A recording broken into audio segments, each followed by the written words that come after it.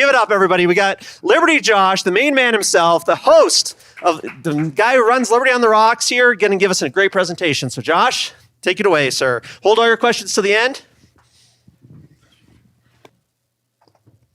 All right. Thank you, Brandon. Can you guys hear me?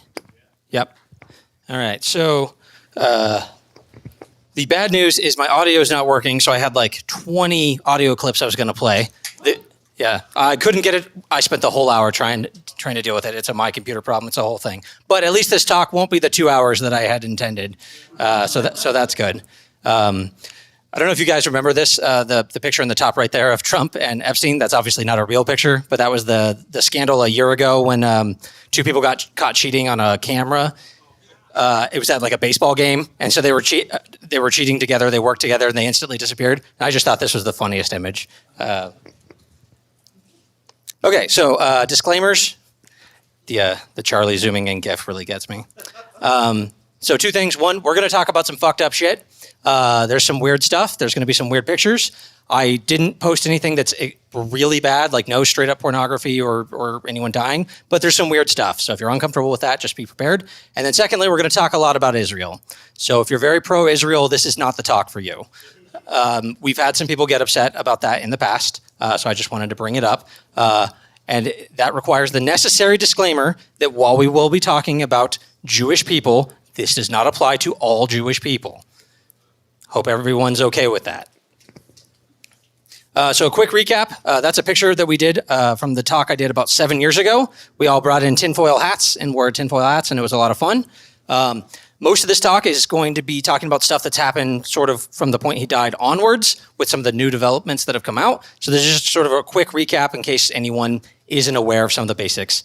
So Jeffrey Epstein was arrested in July of 2019. He died about a month later in federal prison, officially a suicide, though nobody believes that. Epstein was a known convicted pedophile with a large amount of elite connections. He had been convicted for multiple charges of pedophilia back in 2008. He owned 4 homes. All of these homes, allegedly, had multiple cameras in every single room of the home. And all of these homes, I believe all of them, were raided by the FBI following his arrest. Some of them took a while, but they were all raided eventually. So again, part of the recap, we're not going to be talking about the Nexium scandal. But that's a whole interesting other rabbit hole you can go down. I talked about that a little bit last time, so just real quick.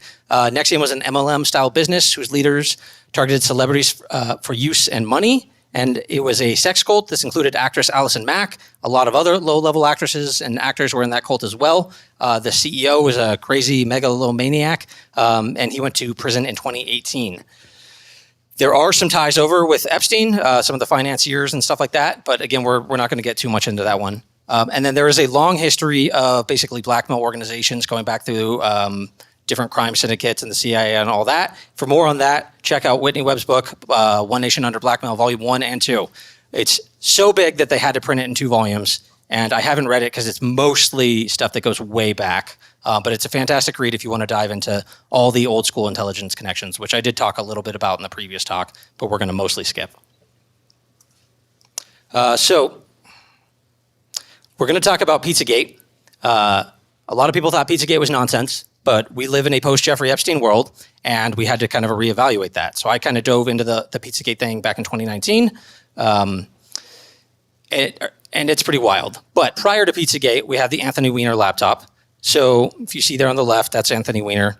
You guys might remember this in 2011, 2013. Anthony Weiner posted pictures of his penis on Twitter 4 separate times, and he kept... This is like over a couple years too, and he kept saying he was hacked, all that. He wasn't.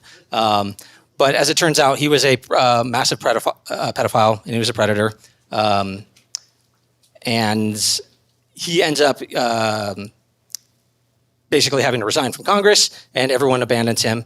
But the interesting thing that came out of that is the Weiner laptop. So if you see on the left here, this is a Twitter post. So I'm just going to read this. The Anthony Weiner laptop and the insurance policy file. So there was a file on the laptop that people called the insurance policy. Now, supposedly, 9 cops died after seeing this insurance file. The file is called Frazzle Drip, and it is some extreme abuse of children. That's all I'm going to get into on that. And the clip I was going to link to was Hillary Clinton being asked about this in her deposition a few months ago, and she was furious about it and got pretty upset about it. But this frazzle drip thing comes up a lot, and it's sort of a weird thing.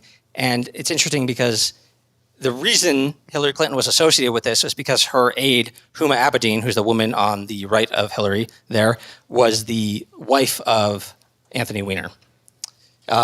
She has since divorced Anthony Weiner. She's now married to Alexander Soros, actually. She's moving up in the world. But Hillary Clinton's just interesting because she's just surrounded by predators. And so her aide was married to one of the top predators in Anthony Weiner. Anthony Weiner ended up going to jail because he had also sent dick pics to a 15-year-old girl. So he went to jail for about 18 months. And then this little other clip here is sort of a side note, but this is from a 2009 video. It was a 21-year-old model, Gabrielle Rico Jimenez, came out of her hotel screaming about how she had gone to an elite party and they were eating people at this elite party. Now, the video is real. This really happened. She has since disappeared. Nobody really knew what happened to her after that. And so just what she's saying in the line there, but they had eaten humans. And she's screaming this all in Spanish. So that's sort of a weird internet conspiracy that's been around for a long time. And again, that video is real. And the official story is she was checked into rehab and no one's ever seen her again. So a little bit about Pizzagate. So first off, Andrew Breitbart, if you guys remember him, he was a conservative shit starter, basically. So this is a tweet from him from February 2011. How Prague guru John Podesta isn't household name as a world-class underage sex slave op cover-upper defending unspeakable dregs escapes me. Now, I actually don't think that's about Pizzagate. I think that's just that John Podesta would defend anyone with the Democratic cause. And there's the whole Acorn thing and some other people that came in and Podesta would defend them. But Breitbart died less than a year after this tweet. So, but he was mortal enemies with John Podesta. That was his whole thing. He hated John Podesta, and all day, every day, he felt like he was fighting Podesta. So where Pizzagate came from, if you don't know, is from the DNC leaks, or the Democratic Party leaks. So originally in 2016, we have the DNC leaks. The DNC gets hacked, and then that eventually leads to Russiagate. And as sort of a side point, Seth Rich was most likely the person that actually leaked these emails. The case of Seth Rich is really interesting because he was a Democratic staffer that was a Bernie supporter. He realized that Hillary and her team were cheating Bernie, and he allegedly decided to send these files to WikiLeaks. And about a month later, he's working for the Clinton campaign now, and he gets killed in D.C. He's shot in the back, and nothing was stolen, but it was officially ruled a robbery. That's the official story for Seth Rich. And again, this is kind of an aside, but 10 years later, there's a attorney suing over the Seth Rich case. His name is Ty Clevenger, and the FBI have Seth Rich's laptop, and they still won't release it despite the judge having ruled about 2 or 3 years ago that they need to release the information. So that information is still being protected. Now, you might ask why they would kill him and then not take anything, and it's probably because it's to send a message. They killed Seth Rich. They let you know nothing was stolen from them. The establishment will protect them by saying it was a robbery, but nothing was actually stolen. And then the prosecuting attorney on that case was Debbie Wasserman Schultz's brother. Now, if you know Debbie Wasserman Schultz, she was the chair of the DNC at the time. She had to step down due to the leaks. Now, 6 months later, we get the Podesta leaks. So John Podesta gets phished, and all of his email leaks, or emails get leaked out. And then that is what leads to Pizzagate. Now, if you see on the right here, that's Ben Swan. He did this video on, is Pizzagate fake news in early 2017? And I was going to play his video, but it's probably for the better. It's too long. Do you have a suggestion? If you play the video and put on captions, would it have the same effect? It might. We could maybe try that. This one's too long, so we're going to skip it.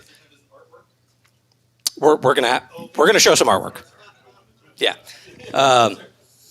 So Ben Swan, if you guys don't remember him, he did a lot of reporting on the Ron Paul campaigns in the early days. He's one of the best reporters around. That little clip there where he says Epstein is Pizzagate, that was from a few months ago. So he has not backed down from anything that he has said. He still very much sticks with the Epstein is Pizzagate. It's all the same story, just kind of two different timelines. So his video basically goes through the FBI case on Pizzagate. After he puts out this video, which we'll cover a little bit more, everyone turns on him. So he worked for, I think it was CBS News. He worked for a mainstream news organization, and all of his bosses, they gave him the green light to report this. They're like, yep, everything's been verified, everything's been fact checked. He puts it out, and then everybody loses their minds, starts contacting his bosses. His bosses tell him, we got to take it down. This whole thing's done. You have to disable all your social media. You can't have this out anymore. And so he disappeared. He went dark for like a year on social media as part of the deal after Pizzagate, after exposing it. So these are all Pizzagate documents. Now, if you see on the right, that's Ben Swann's, one of the things he talked about there. So those are some of the pedophile symbols that are used in this Pizzagate case. And that's Besta Pizza, which he talked about, which is a pizzeria in DC that is right next to Comet Ping Pong Pizza. Now, if you see in the top left there, that's Comet. And then they were doing an event called the Long Dong Pizza Shop. That was one of the events they were doing. So a little bit more about the emails. This is the real scandal of what Pizzagate was, is in the emails, there is a lot of weird coded language that can't mean anything other than, well, it could mean something other than, but it doesn't mean what you think it means. There's a lot of things in there about buying pizzas, or it was my favorite pizza that I've ever had, and that pizza felt really good on my body, stuff like that. And there's a lot of paying $50,000 for hot dogs for a White House party and that sort of thing. So there's a lot of coded language, and I'll show you a little bit of it real quick. But it gets tied to this pizzeria in Washington, D.C. called Comet Ping Pong Pizza. And the reason it gets tied to it is because this pizzeria hosts fundraisers for the Democratic Party all the time. So now if you see in the top left, that's James Alfontes. James Alfontes is the owner of the pizzeria, and right next to him is Tony Podesta, who is John Podesta's older brother and the guy who started their lobbying firm. So the Podestas were known to be regular attendees at Comet Ping Pong Pizza. Hillary Clinton would go there sometimes. This right here on top middle there is a letter from Hillary thanking them for doing fundraising. And then this over here is Jimmy Comet and his Instagram. He says, "Oh no, Hillary, thank you for your extraordinary talent." So now Jimmy Comet is James Alfontes on Instagram. And he gets sucked in this because he's in the emails multiple times, and he posts a lot of really weird shit on Instagram. Over here, this photo, this is one of the things he posted on Instagram. So he says, "Oh yeah, this looked like fun, but it's huge. Just rinse it off when you're done, drunk tank." And then, okay, not that one. There's some where they talk about like it being like a murder cage and stuff like that. I grabbed the wrong screenshot. And then in the middle here, these are some more of these pedophile symbols. And a little side note on these pedophile symbols, they are specifically designed to look like a child drew them. That was the goal with these pedophile signs. There's actually some people who are open pedophiles that will like get these tattooed on themselves so that way they can signal to other people who know what the signs mean. But see, most of them have these little swirl, so it might be something that a kid would do. So the green, or the blue triangle kind of to the right in the middle there, that means boy lover. The hearts over here, that means girl lover. So there's different signs for different purposes. And then you see over here, some of the rings, they've got these kind of triangles on them. Those kind of pop up all over the place. You see them in like child's media all the time. The Pope has some of his clothing has these pedophile symbols on them as well. And then this company, Besta Pizza, which again is right next to Comet Ping Pong Pizza, that's their logo. And they're tied to this other pizzeria that also uses these symbols. Now, the media, of course, ignored all of this. They we'll come back to that slide. The media ignored all of this, and they tried to make it all about, there was a man who went into the pizzeria and shot up the pizzeria. That became the story. So as far as most people know, that is Pizzagate. It's a guy who went and shot up a pizzeria because Hillary Clinton was eating babies. That's the official story. That did happen. That guy did go in there and he did shoot up the pizzeria. And fun fact, that guy died a year ago. He was arrested in a routine traffic stop and killed by the police. I forget his name, but that's the same guy. This is sort of the Pizzagate cover-up. If you see this, these are all people who specifically spoke out on Pizzagate, trying to debunk it. And as you can see, there's 5 of them who have been accused of some form or another of child pedophilia. So, yeah, the guy in the middle, I don't have his name there, but Rick Salisbury, a couple of them work for CNN. Some of them had accused Julian Assange of being a pedophile, that sort of thing. And all of these guys within the 5 or 6 years after Pizzagate all start getting arrested for pedophilia, and it's a lot of the debunkers. Slod Sommer is the guy in the top right. So we'll go back to these other ones real quick. Okay, so these are some more of the Pizzagate pics. You can see on the right, these are some of the emails. So this one specifically about money. I think Obama spent about $65,000 of the taxpayer money flying in pizza/dogs from Chicago for a private party at the White House not long ago. Assume we are using the same channels. So I don't know about you guys, but $65,000 worth of hot dogs is a lot. It's a lot of hot dogs. That's a lifetime supply of hot dogs. And then this other one, with fingers crossed, the old rabbit's foot out of the box in the attic, I will be sacrificing a chicken in the backyard to Moloch. So you see a lot of these things in the Pizzagate emails as well, a lot of sort of satanic references. And there's another thing that a lot of the times it's not just like Satanism. They don't just say Satan. They say other gods, Moloch, Baal, that kind of thing. These pop up a lot in all this. There's a lot of weird weird symbols and people will do weird hand gestures and eye gestures and stuff. It's hard to read too much into that because a lot of that can be done by accident. So I don't cover much of that, but there's a lot of allegations of that sort of thing. And then on the left, this is sort of a compilation of some of the other pictures posted by James Alefontis. So you see on the right there, that's basically a naked guy who's covered in blood. That was posted by their Instagram. There's James Alefontis in the middle there. There's a little girl with her hands taped. He claims that's his niece. He actually went on to Megyn Kelly's show back in 2017 to defend that. Megyn Kelly didn't give him any pushback. But there's a lot of sexual imagery posted on his Instagram page. And then they've also done a lot of band performances. So in the middle there, you see that's one of the band performances they did. Bands like Sex Stains and other weird sort of sexual names. Actually, I went to their website yesterday. They're still doing that. There's still a lot of, some of them are just sort of hipster bands. They claim to be a hipster pizzeria, but they do a lot of sort of weird shows there.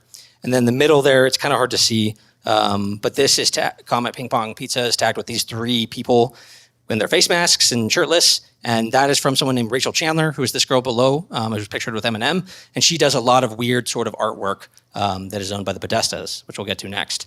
And then these are the code words from the emails. Pizza is the FBI pedophile code word for girl, among many others. Hot dog equals boy. Pizza equals girl. Cheese pizza equals child porn, CP. Cheese equals little girl. Ice cream equals male prostitute.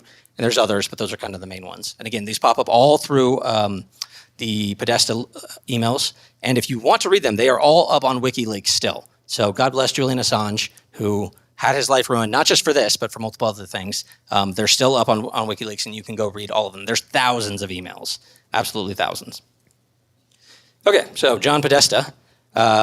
So this crazy-looking man who might be naked in the bottom left there, that's John Podesta at some party. That's his brother, Tony Podesta, in the middle, and you can see that weird sort of skeleton thing. So John Podesta and Tony Podesta are known for having extremely strange artwork in their homes, and a lot of it. So if you see in the top right here, all these different pictures here, it's hard to see all these.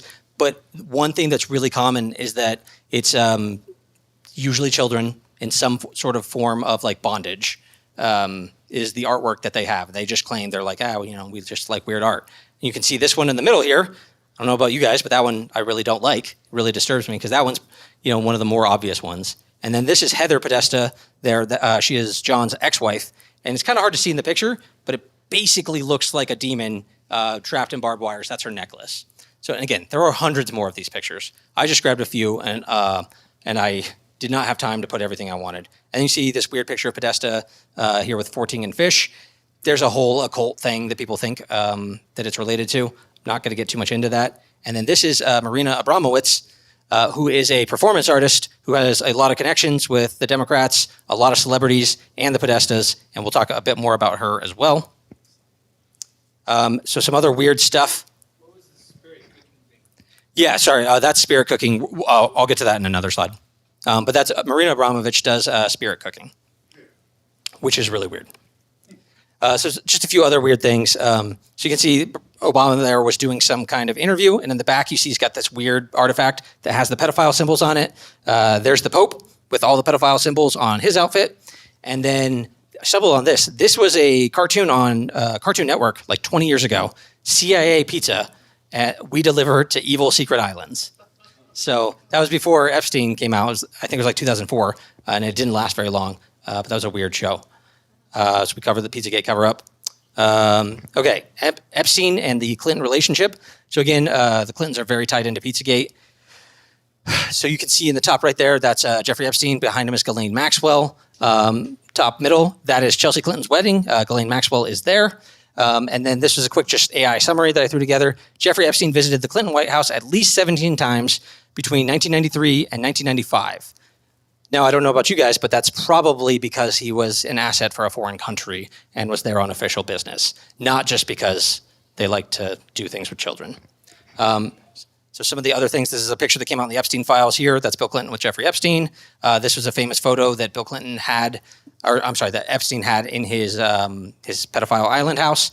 And then over here, we can see an article about the Clinton Foundation, which had to leave Haiti on the same day that they rescued 31 girls for child trafficking. So the Clinton Foundation has a lot of ties to sex trafficking. They're actually right now in Venezuela, and there's been a lot of accusations on Twitter that they are doing this again, that there's been more sex trafficking happening.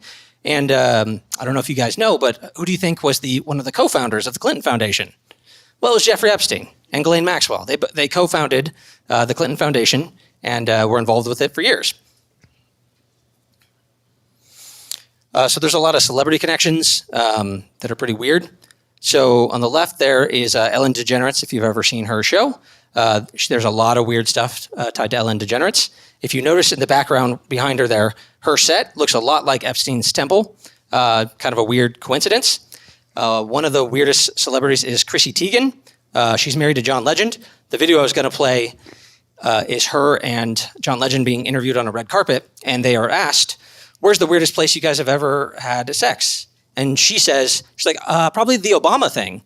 And Legend just like, his face goes white. He's like, "We're not talking about that. Nope. And they're like, "What?" The interviewer's like, "What happened?" He's like, "Nope. We're not talking about it." And then now, Chrissy Teigen has deleted thousands of Twitter messages. So you can see here probably the worst one. "I'm about to Anthony Weiner this kid. Seeing little girls do the splits half naked is just ... I want to put myself in jail. I'm bored, really want to watch kids give birth. Where can I watch teens give birth? MTV? I mean, that doesn't make sense, but I'll try. Seeing little girls do the splits half naked is just ... Oh, same one. So I cut this one off a little bit. He just said the cleanest and best pleasure is to have sex with a 13-year-old. Up until that, ha ha ha. I'm going to jail over pizza is the last one. There are hundreds more from just Chrissy Teigen. And there's that really weird video. And she has a lot of weird videos too. I forget what she's even famous for. I think she's a C-level actress. And John Legend's a singer, if you're not familiar. And then this one over here, this is Jennifer Garner reading a book to children that's called Secret Pizza Party. And it's all about how you need to keep things secret, like pizza parties. Now, she was doing this on behalf of an organization called Save the Children, which has been caught trafficking children multiple times. Also, the former CEO of Save the Children is Jill Biden, among many other people. I think she was CEO from 2020 to 2022. Oop, bad slide. So yeah, I got a little rushed and I got some bad slides in there. Okay, so this is Isaac Cappy. Has anyone heard of Isaac Cappy? A few names? Okay. So Isaac Cappy was a low-level actor. He was in Breaking Bad, Thor, a few other things like that. He had a lot of connections, surprisingly, considering what a low-level actor he was. And he started basically exposing a lot of Hollywood people for being pedophiles. So he went on different podcasts and stuff, and he specifically called Seth Green and Tom Hanks pedophiles. In the case of Seth Green, he elaborated on this. And what he said happened was he was hanging out at Seth Green's house. He said Seth Green and I think it was his roommate or his friend, they took him and showed him a secret room. And the secret room was a children's room with all sorts of children's toys. And they don't have any children. And Seth Green jokingly was like, "Ooh, this is where we keep the children." And he was really weirded out by that. And he said months later, Seth Green told him, "Actually, we are into children." Like, he admitted this. And Cappy basically lost his shit, and he started going on podcasts on Instagram talking about this all the time. Now, he also accused Tom Hanks of being a pedophile.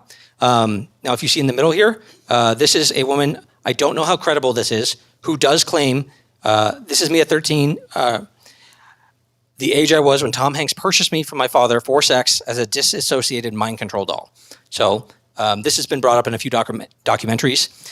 Now, Isaac Cappy officially committed suicide in 2019. I think it was May 2019. And he fell off a bridge and then was run over by a truck. That's how he died. There's no video of this. And about 3 days to a week before he died, he put out this video here. where he specifically claimed he was not suicidal. But he also said he fucked up. He's one of them. Something like he's peered in the darkness for too long, and something's not right. And then he kills himself a week later. Now the place that he died is Route 66. So if you see this is a post from Tom Hanks, which says historic Route 66 roadkill. I hope not.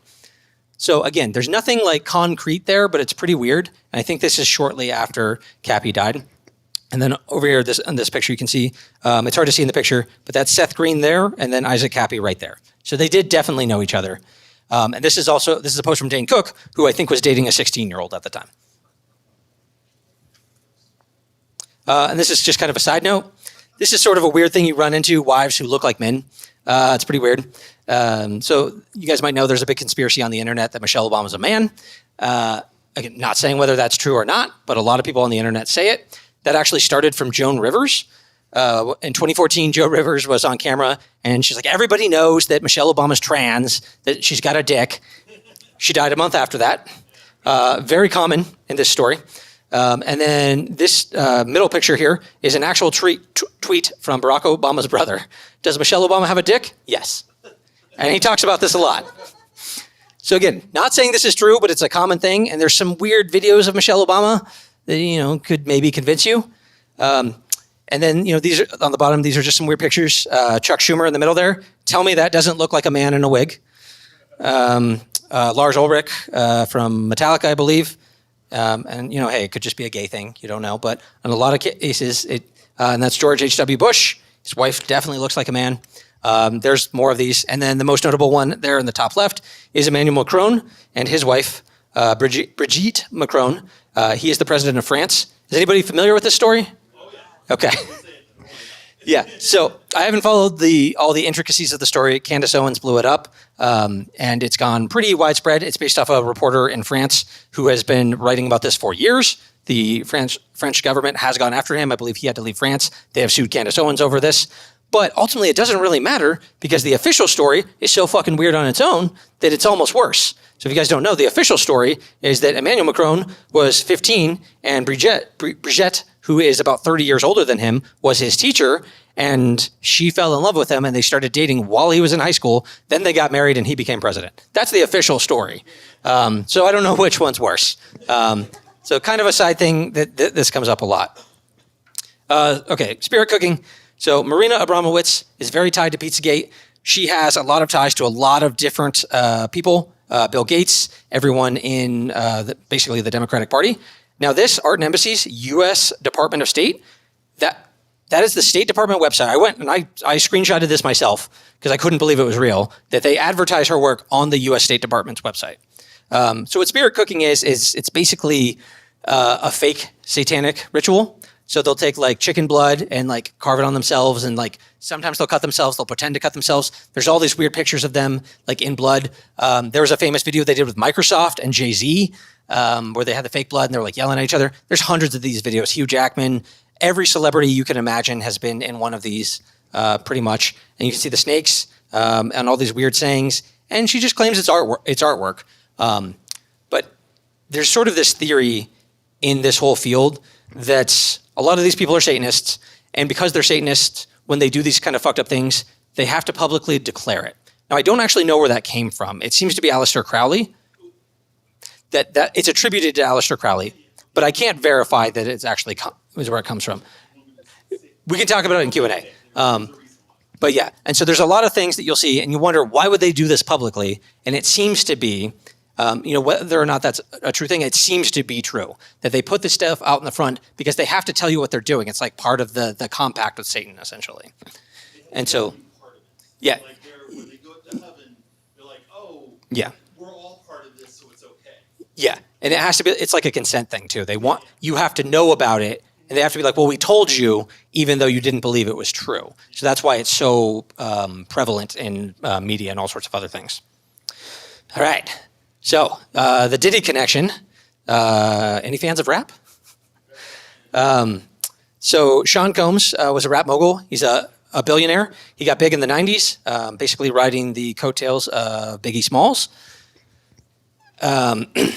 He became known for his legendary parties that had a couple of different names. The White Parties, the freak-off parties, or the Wild King Nights were different names for them. And this was pretty much widely known by everyone in Hollywood that these were crazy sex parties. Now, again, probably every A-lister has been to a Diddy party. There was a video, I think, during the Super Bowl back in like 2004 of Ben Stiller knocking on on Diddy's door. Be like, hey, can I get invited to one of your parties? He's like, nah, man, you're not cool, kind of thing, and like closes the door on him. So like these were well known for 20 plus years. So now in the last 2 years, it's all kind of crumbled around Diddy. And this is primarily due to a video that came out in 2024 where Diddy is very clearly beating the shit out of a woman, and that woman is Cassie Ventura, who was his girlfriend at the time and a singer. Now, he basically built her career. He discovered her when she was 19 and he was like 35. So he built up her whole career. She put out one album, and then he basically controlled her life entirely after that. And he beat the shit out of her for years, according to almost every single allegation. So this is kind of when everything starts to crumble around Diddy. So he's arrested in, I think it was 2024. And if you see top right there, March 2024 is the raid. Kamala Harris received $500,000 for tipping off Sean Combs about the upcoming raid. So that was, again, I don't know if that's real, but that was an article that someone reported on that. And then on the bottom there, you can see that's Diddy with Donald Trump and Trump's wife. They knew each other from The Apprentice. I think it was a Celebrity Apprentice. Diddy was on there. And Trump has had nothing but good things to say about Diddy. I haven't seen anything recently. That may have changed. And then, so after they raided Diddy's house, the federal investigation said they discovered over 1,000 bottles of baby oil from his residence. Now, one of his personal assistants has said he's come out like as a whistleblower essentially on this case, and he said on a very routine basis he had to go clean up rooms that Diddy would destroy, like physically destroy, and there'd be baby oil everywhere, Astroglide everywhere, sometimes blood and semen everywhere, and sometimes Diddy would just get like plastered drunk or on all sorts of drugs. He would bring him every drug he wanted all the time, including Cialis all the time, and Diddy would just like wreck the room. Now again, it's been somewhat known what a monster Diddy was for a long time. There were a lot of stories that he beat women in college, actually, so in his early 20s. And he's basically been connected since he was 21. And then the bottom here, you probably can't read it. This is a summary from Rodney Lil Rod Jones, who was a music producer who worked with Diddy. This is one of the lawsuits against Diddy right now. He basically claimed he was drugged and raped, forced to have sex with other people, and filmed. Now, the other guy, the whistleblower from Diddy, he claims he was also forced to have sex with someone while Diddy filmed them. Diddy was known to film people directly, to engage in sex, but he seemed to like watching more than actually participating. And in the case of Diddy, this is way more in the open than Epstein is. If you start looking at this, there's so much about Diddy. There's been a lot of like miniseries and documentaries that have come out, and it's all super sketchy. Boy, I've been going for 32 minutes. Good thing I didn't have any videos because I still got a bit left. Okay, I'm going to try and start speeding through because we got a lot more. So again, this is more on Diddy. Jonathan Audie is a stripper who was arrested in 2018 for trying to kill people in the Trump Golf Resort in Miami. That's him there, the bald guy. He claims he had sex with Cassie Ventura and Sean Combs. And in Cassie's lawsuit, because she's suing Diddy now, she confirms that's true. Now, in this video, he looks fucking crazy. And he also claims that Diddy was part of the Illuminati, for whatever that's worth. And then Diddy also had custody over Justin Bieber and Usher at different points. So you see in the middle there, this is a singer, Jaguar Wright. She says that he had been trying for a year or two to get custody of Justin Bieber. He couldn't do it until Usher stepped in, made it happen. Diddy got full custody over Justin Bieber and managed him. And there's a lot of weird videos out there with Justin Bieber and Diddy. Including, they all kind of look like hostage videos, if I'm being honest. There's also a lot of videos of these freak-off parties where Bieber's there and he looks fucked up out of his mind. He looks super drunk. There's one where he looks like he's being forced to give another man a blowjob. Again, these are all on Twitter. You can find all these. And then the video I was going to show you, which is super weird, is Diddy adopts a random white girl.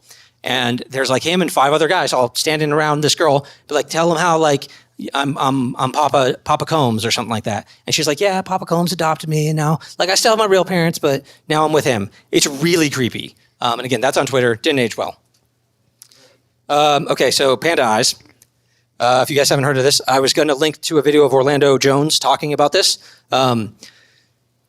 basically, the concept of panda eyes is when someone has sex too rough in the anus, it can burst blood vessels in their face. That's the idea of it.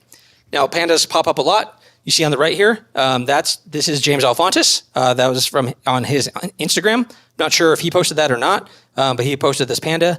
And then I can't read what he said there, but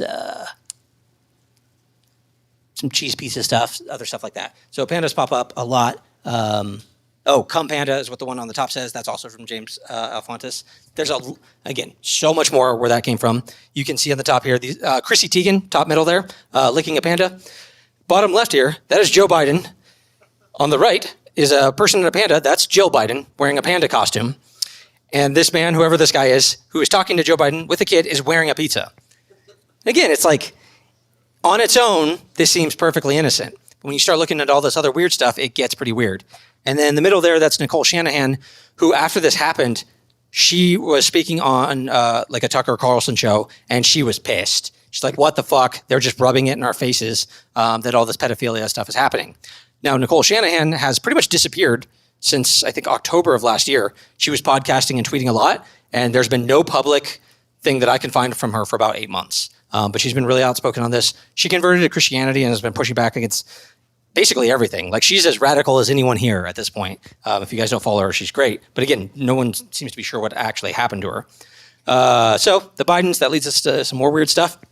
So do you remember this quote? Decency is on the ballot from Jill Biden. Now, obviously, she has some ties to sex trafficking. These are various scandals that happened to the Biden administration. I don't know if you guys remember all those. The guy there who's back, you can see that was a Democrat staffer who got caught having sex in the Senate, and a bunch of trans influencers who were at the White House and got naked. Guy in the middle there, I think he was the transportation secretary or something like that. He kept stealing luggage from various airports, and he was wearing dresses and stuff all the time. So that's really a lot of weird stuff there. This is just kind of funny. Biden's DOJ has removed child sex trafficking from its list of areas of concern. It's just, it's not a good look. And then bottom left is a picture allegedly from the Hunter Biden laptop of 5 young girls sitting on a shirtless Hunter Biden. Pretty creepy.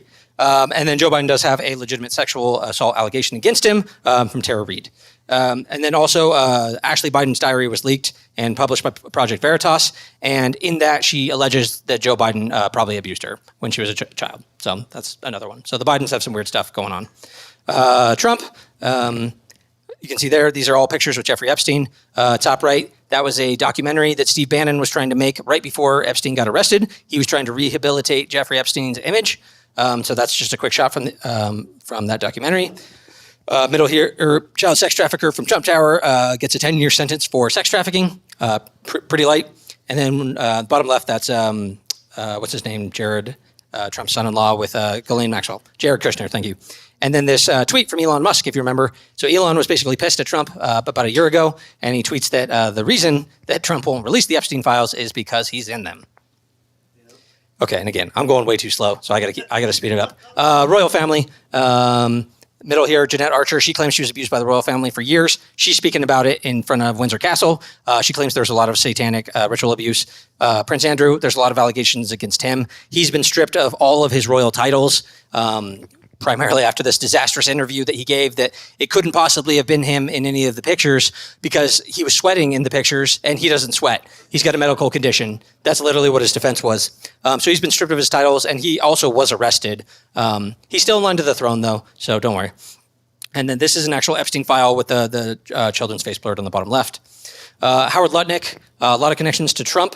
Top left, that's a picture of him with Jeffrey Epstein. Middle here, that's an interview with Howard Lutnick when thousands of his employees died in 9/11, but somehow Howard Lutnick didn't go to work that day, so he was totally fine.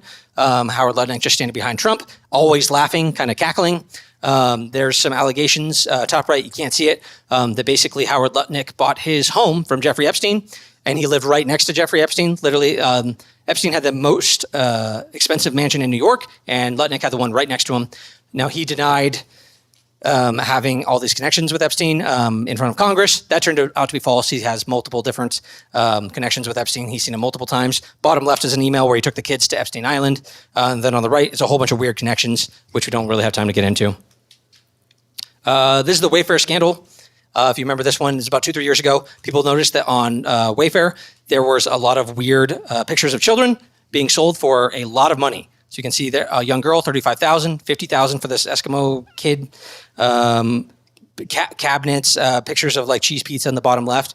And these were all being sold for thousands of dollars. So a lot of people were speculating that this was basically pedophilia and trafficking of children just right out in the open. And also Wayfair means, I forget what it means, but it, There's too much. There's too much. Okay, so Balenciaga had a similar kind of scandal. So if you see these pictures in the bottom, they were basically making BDSM gear for kids. Now, if you see this woman in the red, that's the chief designer for Balenciaga, so not too surprising. There's a lot of ties to the fashion industry. Jeffrey Epstein used Naomi Campbell to lure women. Up here, you see former Abercrombie CEO Mike Jeffries is arrested in federal sex trafficking case. He was known for abusing boys for years and years and years. And then Kamala Harris' stepdaughter, Ella Emhoff, walks Balenciaga couture show. So don't worry. Kamala's getting paid all along the way. Some weird crypto stuff. Mighty Duck star, presidential hopeful Brock Pierce regrets Jeffrey Epstein ties. There's a lot of stuff there. We're not going to get too into that. Jeffrey Epstein funded some early Bitcoin development. That's been a whole scandal in the Bitcoin community. But the most interesting one is this case of Nikolai Mushigian, who was the founder of MakerDAO. So he puts out this tweet in the bottom left. CIA and Mossad and pedo elite are running some kind of sex trafficking, entrapment, blackmail ring out of Puerto Rico and Caribbean islands.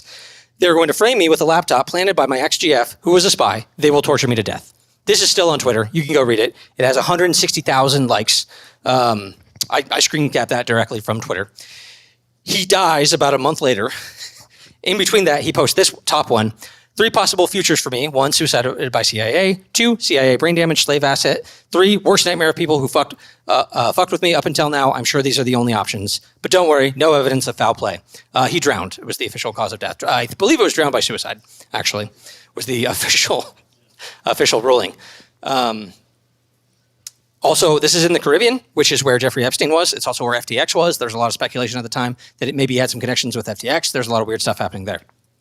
Okay, just real quick. Epstein Associates. That's Ghislaine Maxwell, his lieutenant. She went to prison. There's a whole theory that she's actually gotten out of prison because the woman on the left looks a little bit different than the woman on the right.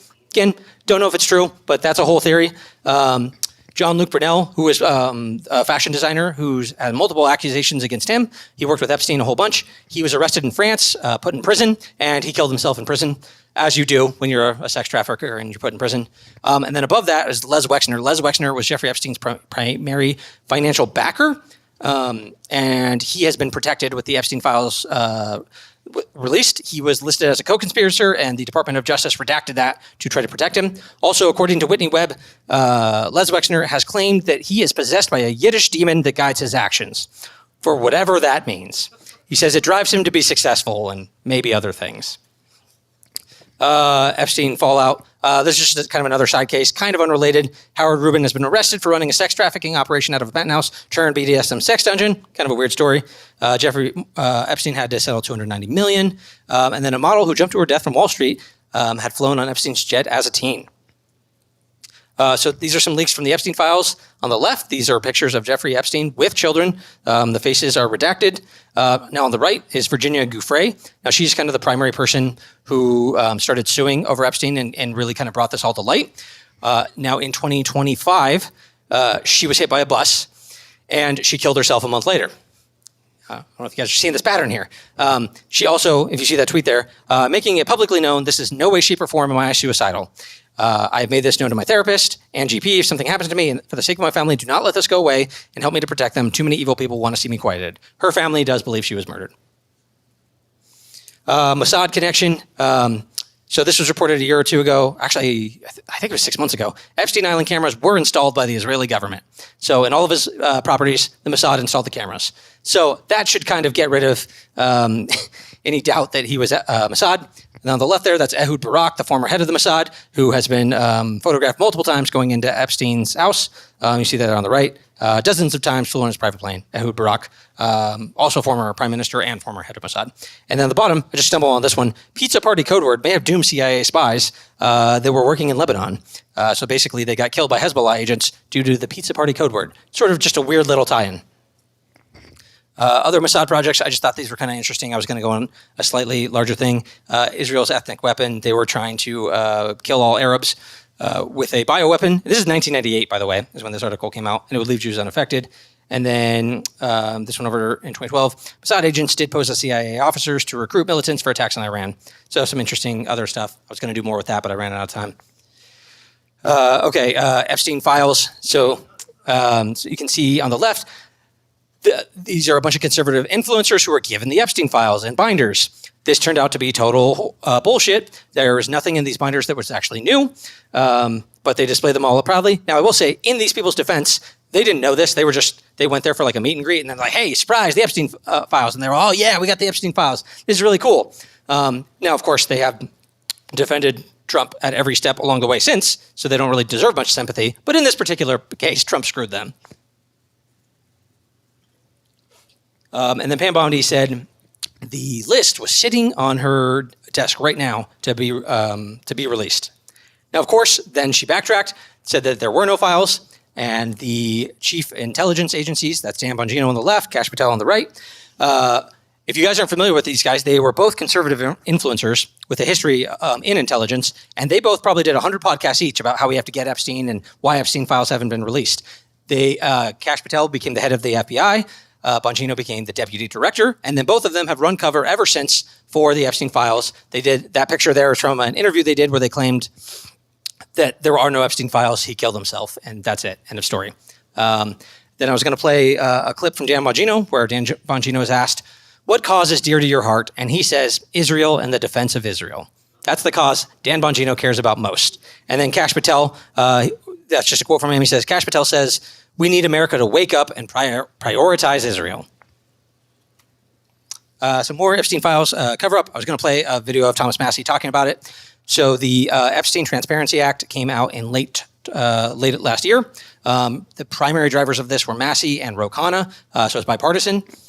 A lot of the files have since been released, and Trump has made it his personal mission to destroy everyone who supported this, even though a lot of them were key allies, Thomas Massie being the most notable, Marjorie Taylor Greene, Lauren Boebert. He has promised to primary all of them. Thomas Massie did get primaried in the most expensive congressional race of all time. Again, you probably all know this. I think it was $33 million. And he ended up losing, and all of that was Zionist Israeli money, and it surpassed two other races that were also over Israeli politics about 2 to 3 years ago, and those were progressive Democrats that were basically kicked out of Congress for their support of Palestine. Some more Epstein cover-up. I just love this little tweet there. No clients, no blackmail, just love of the game. Epstein's just abusing people for fun. That's the whole thing. There was nothing else there. Then just an interesting tweet from Kevin Spacey. Release the Epstein files, all of them, for those of us with nothing to fear. The truth can't come soon enough. I hate to make this about me, but the media already has.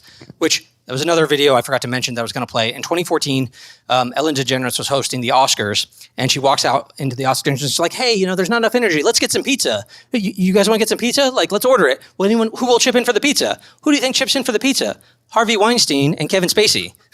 They give her like $100 and they buy 4 pizzas and then they hand them out to like 4 people at the Oscars. There's like 500 people. It's really cringy in of itself, but in retrospect, you're like, what the fuck does that mean? It's really weird. So yeah, Kevin Spacey, he's tied into all this too, as everyone knows. And then this on the left, this is yesterday. Todd Blanche testified under oath that releasing the remaining Epstein files would be against the law when he was questioned about it. So they have only released half of the Epstein files, which is directly violating a congressional order.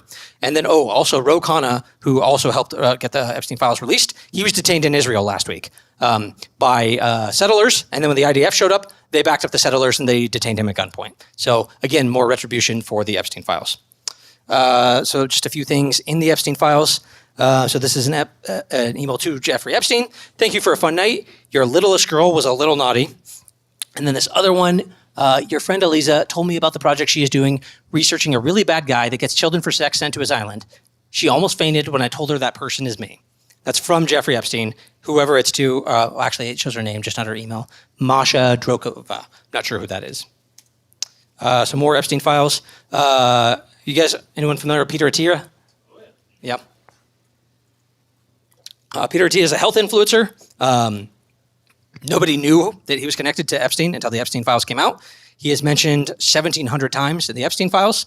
This picture here, that's the bald guy is Peter Attia. That's him talking to Ehud Barak and sitting there with Jeffrey Epstein. And then this is one of the emails. Pussy is indeed low carb. Still awaiting results on gluten content, though. kind of a funny email. The Atiyah one is weird because almost all of his emails in of themselves seem benign. But they're talking about things like youthful research, how to become younger, which is what Peter Atiyah specializes. And it's kind of weird when you get into, I didn't mention it earlier, but adrenochrome is another thing that comes up in Pizzagate, that adrenochrome is basically the blood of children that people would consume to make themselves younger. So in that sort of looking at it through that lens, all the Peter Atiyah stuff is really weird. Also, Peter Atiyah was busy with Jeffrey Epstein for 10 days while his son was born with a major heart issue. I believe it was a heart issue, and he was dying, and he wouldn't come home because he was busy hanging out with Jeffrey Epstein. So Peter Atiyah's entire audience has turned on him dramatically over that. On the right here is Peter Thiel. There's a lot of connections with Peter Thiel. Peter Thiel was good friends with Epstein for about 10 years, going back to 2014. Epstein was really concerned with connecting him to William Burns, who would become the CIA director, which is weird because Thiel had all these connections anyways. And then Epstein did a lot of investing with Thiel, and Thiel's a whole other rabbit hole we could go down. We'll talk about that next week. He's mentioned 2,400 times in the Epstein files. A few other interesting things. The term beef jerky is mentioned somewhere between 380, 383 times. The context that it's mentioned, most people think it means human meat, so cannibalism. If you look at those, he's really like, I need jerky. I'm going out of town. If I don't have the jerky, I'm going to lose my shit, which is pretty weird if it's just jerky. Oh, sorry, I'm losing my voice a little bit. So more stuff about the jerky. And then that's a picture of Epstein's dentist chair. We talked about that back in 2019. He had a fully working and functional dentist chair in one of his facilities. And you can see on the wall there, those are faces of different people. One of them is Howard Lutnick.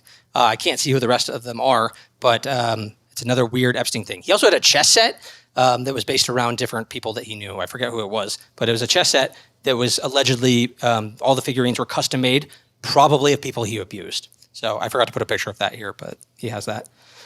So one thing that comes up in the Epstein files a lot is the concept of Jewish supremacy. So you can see Epstein there. He's wearing an IDF shirt. And he's sitting over there. That's a copy of the Talmud behind him, which some people may argue has some Jewish supremacy in the book. He talks about the Goyim a lot in the emails. And so there's the specific email. Is it going to be a 100% Jew night? Said Jeffrey Epstein replying, mentioning Goyim in abundance. And then he says, I'm sorry, I didn't read that well. He says there's going to be Goyim in abundance. And this is the kind of thing that they talked about a lot, was that, whether or not there was going to be Goyim essentially. And that is a derogatory term for everyone who is not Jewish. You'll see that a lot, especially in like Hasidic Jewish communities. And then I was going to link to this video of Maria Farmer, who is one of the Epstein victims. And what she says is her talk about this all the time. That they're like, oh, Maria's nice, but she's not Jewish, and like anyone who wasn't Jewish was in the outside. So this comes up a lot. And then that middle summary there is the name Rothschild is in the Epstein files 12,000 times.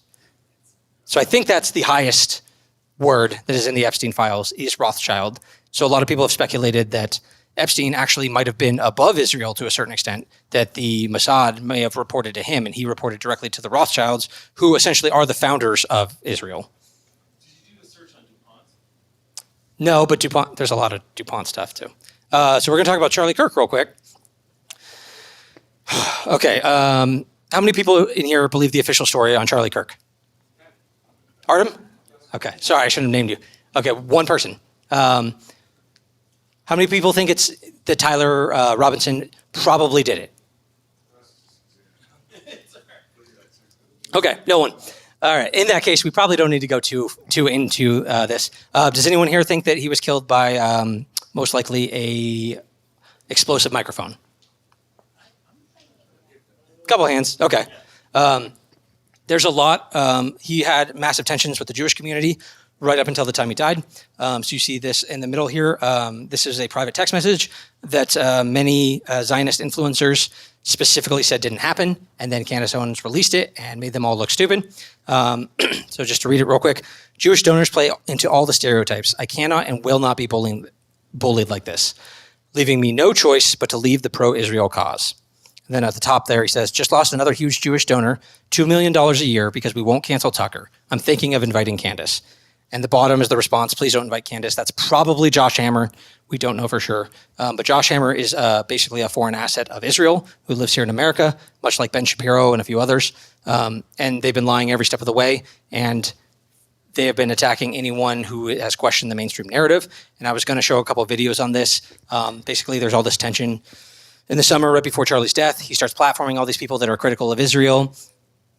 He starts saying things critical of Israel and of secular Jews in general for funding things on the left. He says they have a lot of decoupling to do, a lot of soul searching to do. He also exposes that the October 7th attack in Israel was probably a false flag, that Israel knew they had advanced knowledge, and that that's exactly what happened. And he dies shortly after making a lot of these statements. Erica Kirk. Now, if this were to happen, Erica Kirk would have had to have been in on it, which I think she probably was. In the top left here, that's a tweet from just a few days ago. That's a retweet of Charlie Kirk saying, you can tell a lot about a person, about how they react when someone dies. And it's a picture of Erica. That is, I think, the week he died, maybe a little after, just kind of all glitzed out. And it's got almost 400,000 likes on that tweet. So if that's to give you any indication that a lot of people are not buying the official story. So Erica's been caught in multiple lies over and over and over again. In the middle there, that was a propaganda film that she did for the CIA. She was in a country music video. She's been on a reality show. She had her own little Ask Erica show. She lied about dating. In the bottom right, that's Cabo Phillips, who works for the Daily Wire, who she dated very publicly. She's had some other people she dated. She met Trump originally through beauty pageants. She has some accusations of sex trafficking through a Romanian organization she used to run back in the day. And so there's just a lot of things wrong with the Erica Kirk story. On the bottom left, I just saw this. Andrew Colvett, who is the PR rep for Turning Point USA, his wife just filed divorce because she claims he's having an affair with Erica Kirk. And this has not gotten much publicity. I just kind of stumbled on that one recently. It's the first I've heard of it. So I don't know how true that is. I found other reports that are saying the same thing. So it seems like at the very least, that is the reason for Andrew Colvett's divorce right now. And then in the middle, that's her with Netanyahu's son on the bottom middle there. She was part of the Israel Welcoming Committee in Arizona. And there's a lot of weirdness with Erica Kirk as well. Oh, yes, and they met. Charlie Kirk and Erica met in Israel also. So George Zinn. Do you guys remember the George Zinn story? Okay. Everyone here already knows all this. No, I don't know. I thought I'd get a tougher audience. Okay, so after Charlie dies, within a minute, this guy George Zinn pops up and he claims responsibility for the murder of Charlie immediately after it happens. He also claims someone paid him to do so, but he doesn't know who that was. He doesn't know who paid him. There were a lot of claims that he was Jewish. He is not, as far as I can vet it. He is Greek, and he is sort of a outcast in the Mormon community, much like Tyler Robinson and Tyler Robinson's boyfriend, Lance Twiggs. They're all kind of outcasts of the Mormon community. So Mormons might have played a role in organizing some of this. He seems like a political clout chaser. On the bottom left, that's a picture of him with, I think, the chief of staff of Mike Lee, Senator Mike Lee. So he kind of pops up at a lot of different events trying to be involved in Republican politics in Utah. So he was arrested. He's charged with obstruction of justice. They asked him if they could look at his phone. He said yes. Turns out he has child porn on his phone. And he's going to prison for both now. So I think this guy might be a little slow and someone took advantage of him. But also, he might be a child predator. But also, that could have been planted. It would not surprise me if that was planted too. Wasn't he at other events too? There was an accusation that he was at 9/11 when it happened. That's not true. There's a video of him talking about, he was actually in Denver when 9/11 happened, and he talks about that in the video, and just his reaction to it. He knew it was bin Laden immediately, though, so that was a little weird. So the Daily Wire, which is basically the mouthpiece for Israel here in America. So on the left there, that's Cabo Phillips. So the guy that Erica Kirk used to date, he works for the Daily Wire. He also works for Turning Point USA, which is Charlie Kirk's company. You might not be able to see it, but he has a tattoo on his lip that says pizza. I don't know what the fuck that could possibly mean, but he has that tattoo. And then the caption he put is, good to give yourself a little reminder. So pretty creepy. This picture here in the middle, this was today from the Daily Wire. Taxpayers could pay $10 million to defend Kirk's accused assassin. So they're trying to prime this for people to be against this. The top picture there, the red shirts there. So that is multiple members of Turning Point USA. Blake, or Andrew Colvett in the middle, Blake Neff on the left, Benny Johnson second to left, and then I don't know the guy on the right, but they're all wearing the red maroon shirts. Now, Tyler Robinson was wearing a maroon shirt in some of the photos. So Candace Owens has put out a theory that a lot of people in maroon shirts were out there on the day of the assassination to give more credibility to people who might have looked like Tyler Robinson.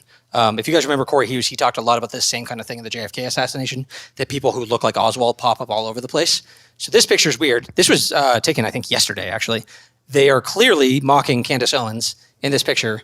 And again, they are mocking the one person who seems to be actually trying to get to the truth of what happened to Charlie. And these people are all defending at every step of the way the official narrative and demonizing anyone who is going against it. In particular, Benny Johnson, who in the weeks after, he's a conservative influencer, if you guys aren't familiar with, he, as far as I know, doesn't work for Turning Point.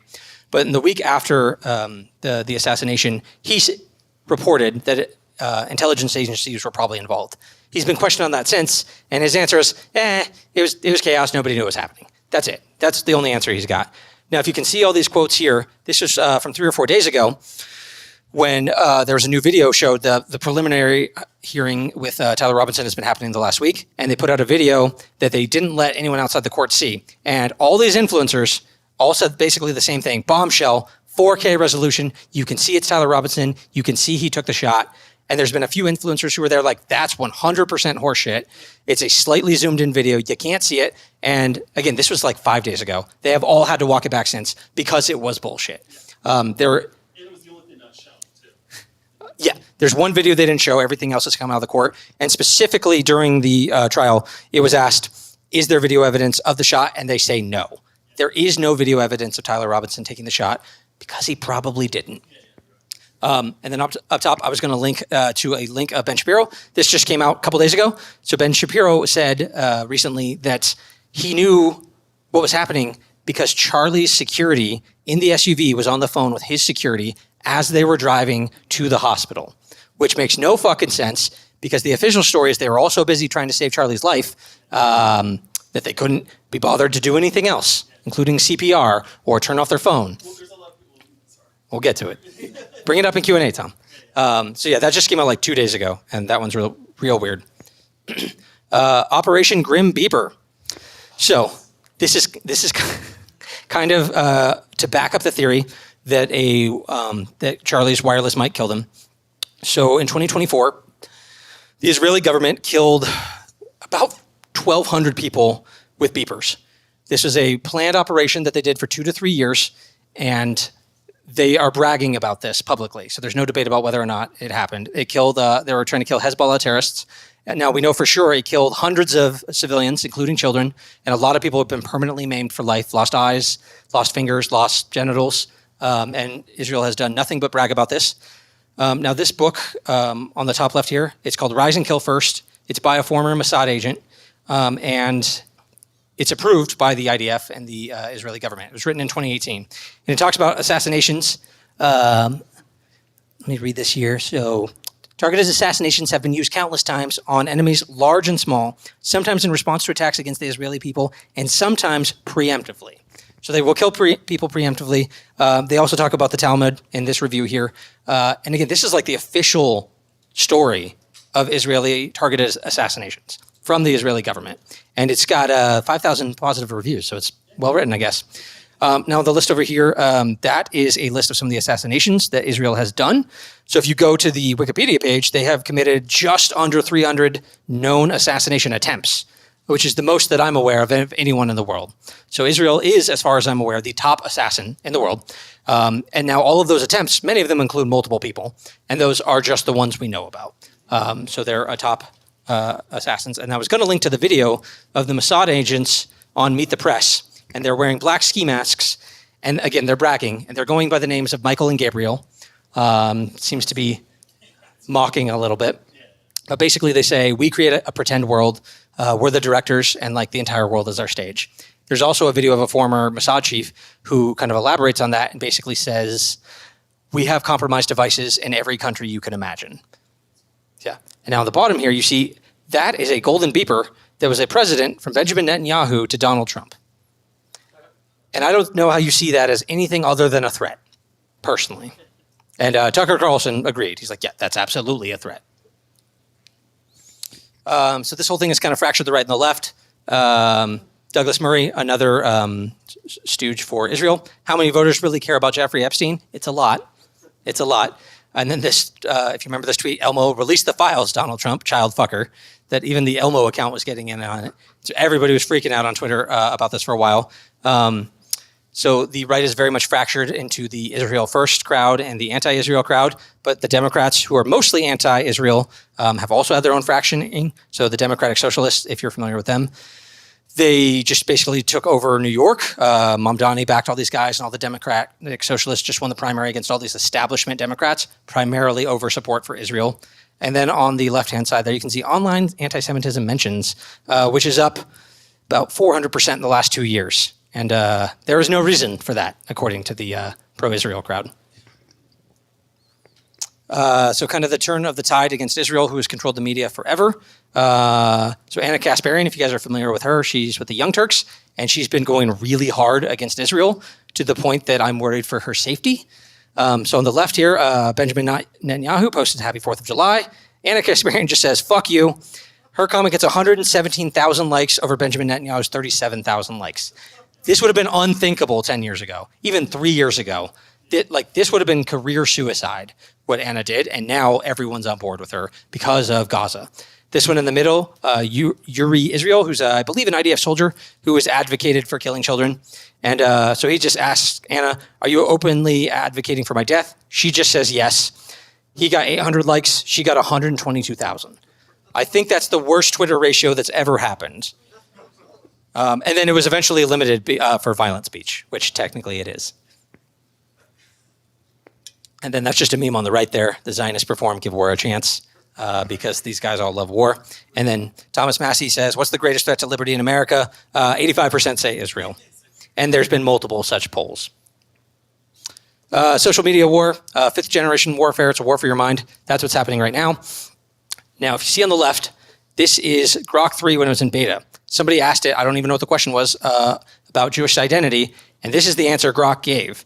So when they feed it all this data, that's the answer that the AI pulls out. Now that, of course, will not stand. It will not say that anymore. But AIs have this nasty habit of telling you dark truths. And I'm not saying all of this is true necessarily, but basically it's saying that Zionism is a Jewish supremacist theory, essentially, and that they have dramatic control. Now, if you say that, they will try to cancel you in every level imaginable.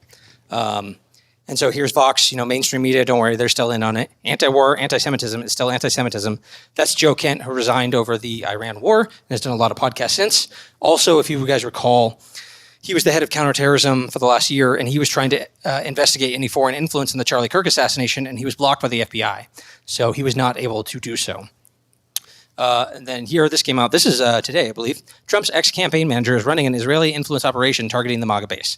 So it's not going well, though. That's the point of the article. And then I was going to link to just one of the videos showing that most of the pro-Israeli influencers have been offered $7K per post.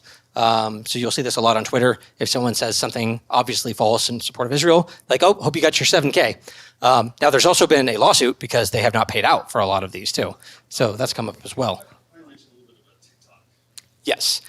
And so another big thing is that they are cracking down on social media in general. So Israel has lost the public perception overwhelmingly due to social media. So Twitter is a big one. Other things like Telegram is a big one. But the one that Israel thinks is the most influential is TikTok. So TikTok was recently purchased, and TikTok, the U.S. government forced TikTok to sale because of its Chinese connections. So they forced the sale, and the TikTok was bought by Larry Ellison, who's a billionaire, and he is considered to be the single largest donator to the IDF.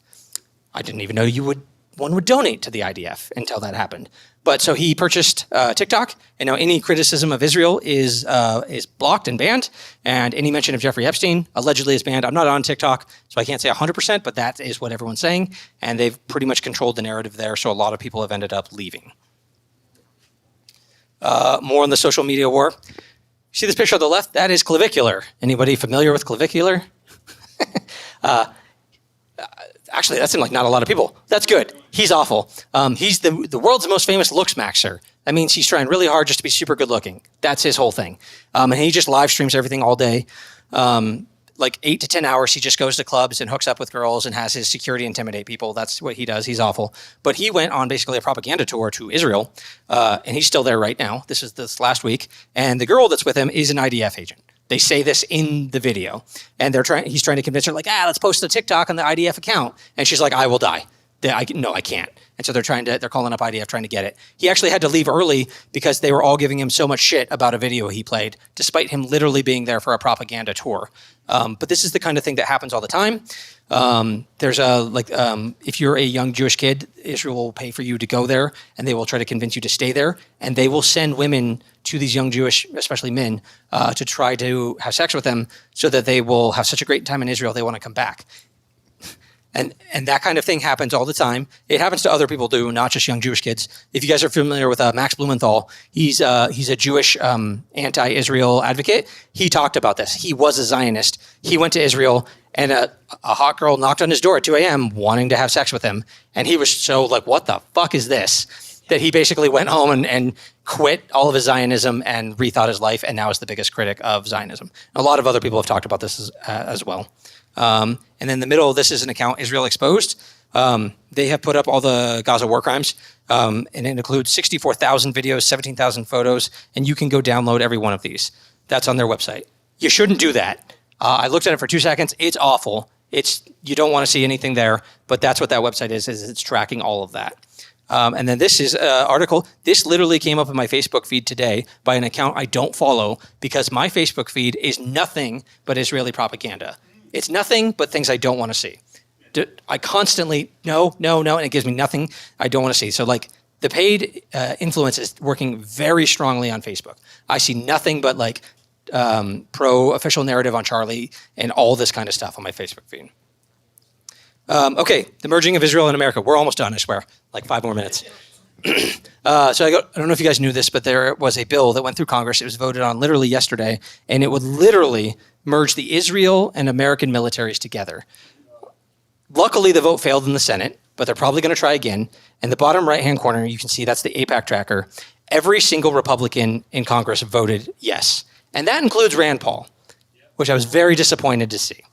Now, some people have argued that this is just the preliminary. It's not like the actual vote, that sometimes people will vote yes and then vote no for it once it gets to the official deliberations. But I don't know. I haven't seen Rand say anything about that. So over here, this tweet from Clint Russell.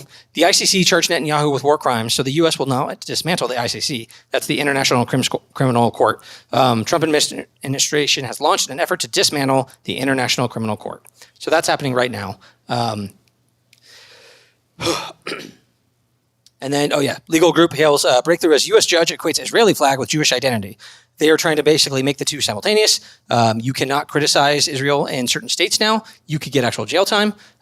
People have been kicked out of school for this, for criticizing Israel. It's basically all of the woke bullshit that we just got over, but for one specific country. And then the top right there, that's Byron Daniels, who's probably one of the better congressmen, actually. But he's running for governor in Florida, and that is his campaign flyer. America first, Florida first, Israel first. And then this video I was going to link to was a guy who was very high up in the Pentagon in the early 2000s. And he basically said, he's like, the Mossad took over the Pentagon in the early 2000s. And he talks about some of the specifics of that. And that's essentially what PNAC was, the Zionist project. All the neocons were basically Zionists. And that's a whole other topic we could get into. War with Iran. You guys probably all know about this. That's Netanyahu with his cartoon bomb that he went before Congress. Israeli newspaper, 1984, Iran is in the final stages of making a nuclear bomb. 6 to 7 months on the right there. And then this over here, this picture is a whole timeline of all the times Israel has claimed Iran was about to have nukes and wasn't true. And then the top left there was Tulsi Gabbard specifically saying that no, in fact, there were no nukes, according to all of the intelligence agencies. But don't worry, we bombed them anyways, just in case. Israel has a known problem of protecting pedophiles. So if you are a pedophile, in particular a Jewish one, I actually don't know if they would protect a pedophile that's not Jewish, but if you're a Jewish pedophile, they will not extradite you and they will not charge you. So you see on the right there, those are all charges of people that have fled to Israel. Most of these are from Israeli sources, Haaretz, the Times of Israel, that sort of thing. This one on the left there happened a year ago. What was the guy's name? I forget the guy's name. He was a cybersecurity guy. Tom Alexandrovich, that's what it is. He got caught in a sting. He was arrested as part of the sting. They realized he works for the Israeli government, and the prosecutor on the left, who is a Jewish Zionist, let him go. And then the bottom left, there's Sean King, who he's like a brace hustler Democrat, but he was looking into this whole thing, and he says, in the past 24 hours, my wife, who is a school principal, has had every social media account and her laptop hacked into, even with two-factor. All of this has happened since I've been documenting the scandal around the Israel pedophile Tom Alexandrovich. Now, there are Jewish organizations that do speak out against this, and they track all this, and they are very critical of this. Oh, and then another fun one. This was recent. Kevin Spacey heads to Israel for show at jazz band. So Israel will have Kevin Spacey when no one else will. And then, okay, so I was going to show a bit more on this, and I lost the other link. But on the left here, this is about a year ago. So this was I believe, in the Knesset, and this is where multiple women have said doctors, educators, police officers, past president, members of the Knesset were involved in abuses that were satanic sexual ritual abuses of multiple women all over Israel for years. There is also a video from Oprah in 1988 where she claims the exact same thing. That her family, I believe her father was a rabbi and abused her for years. That was the Oprah clip. There was a woman in the last year, same thing. Her father was a rabbi who was very well respected. She posted on social media that she was being abused by her father and by other members of the family. Again, I don't have that tweet. She died shortly after tweeting this, and she put up videos saying this whole thing. She was begging for help to get out. She was killed. Now, this is a terrible screenshot. If you guys are on Twitter, you might remember this. This was a big story about 2 years ago. That is an IDF soldier raping a Palestinian soldier.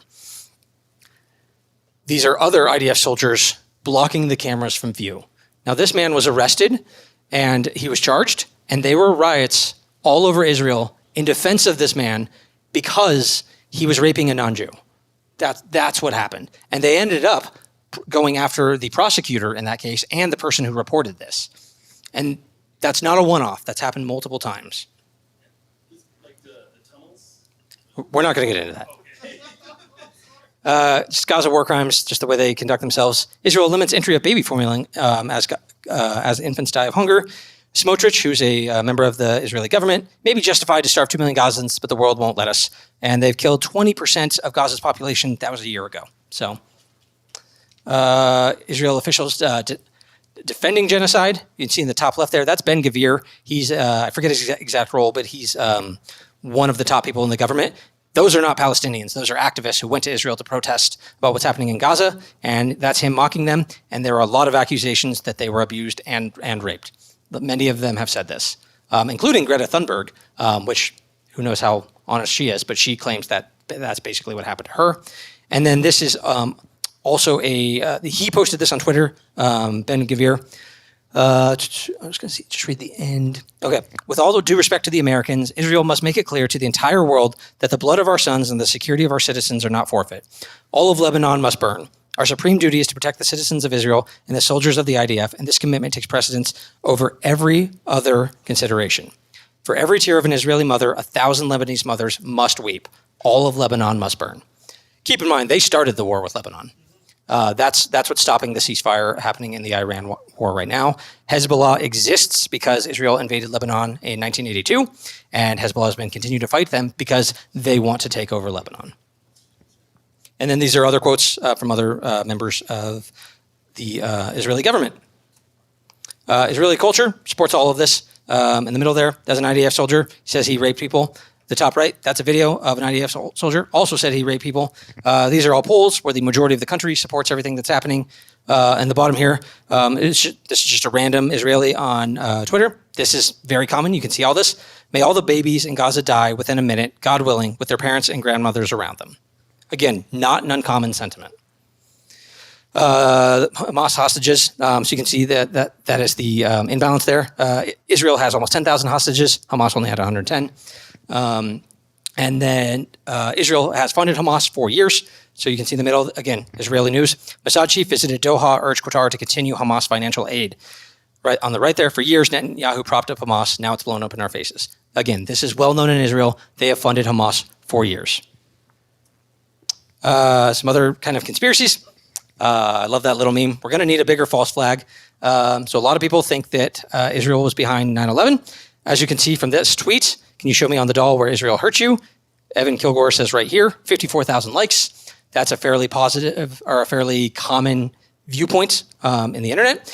And then over here, this is Thomas Massey, who since losing his primary election has been going hard on all of this kind of thing. And he's been talking about the USS Liberty. If you guys aren't familiar with that, the USS Liberty was an American ship that was in the Gulf, and it was attacked by Israel on purpose. And ultimately, Israel didn't sink the ship. They had the goal of sinking the ship to bring America into a false flag war. And every member that survived on that ship was forced into silence. They were threatened with prison time if they didn't. Lyndon Johnson specifically said, "I won't have our greatest ally embarrassed." And there were some weird criteria for when they could start talking about it, and that has passed. So now every surviving member of the USS Liberty agrees that this was intentionally done by Israel. Again, if you talk to the Ben Shapiros of the world, it's not true. In Israel, they actually have one of the boats that was getting, like the lifeboats that they were trying to escape from the USS Liberty on, is up on a like a monument to the actions that Israel took that day.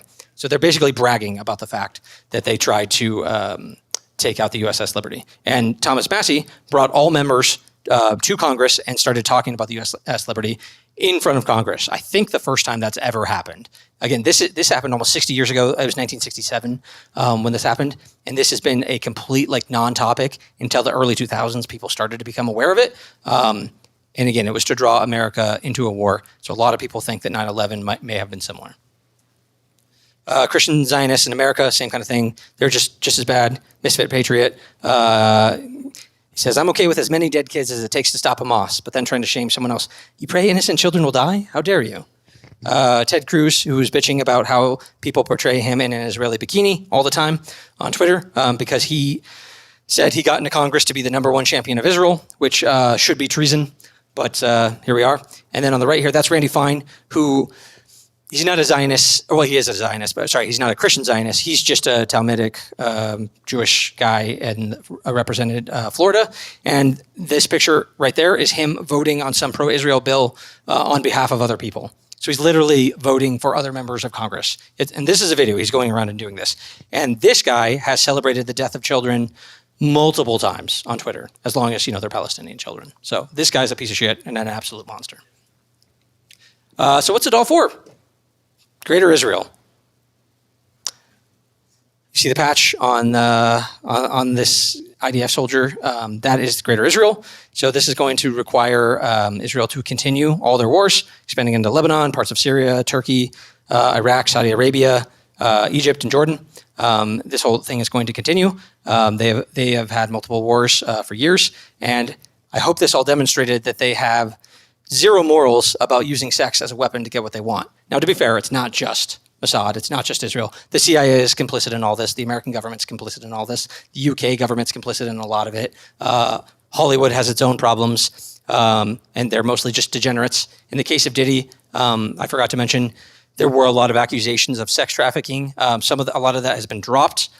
We don't know if it's officially part of the whole thing, but we know there's definitely a culture of pedophilia in Hollywood, in Congress, and among multiple countries. So anyways, I know that was a lot. Sorry, that was long. Good thing I didn't have the videos because it would have been 30 minutes longer. Anyways, that's my talk. Thank you. Wow, lots of information, so much. Hope you were taking notes there, folks. So we got a question and answers here. Raise your hand. We'll go one at a time. Wait till the microphone comes to you. We'll start over here with Matt. Tom already asked 7, so. Yeah, Tom, sorry.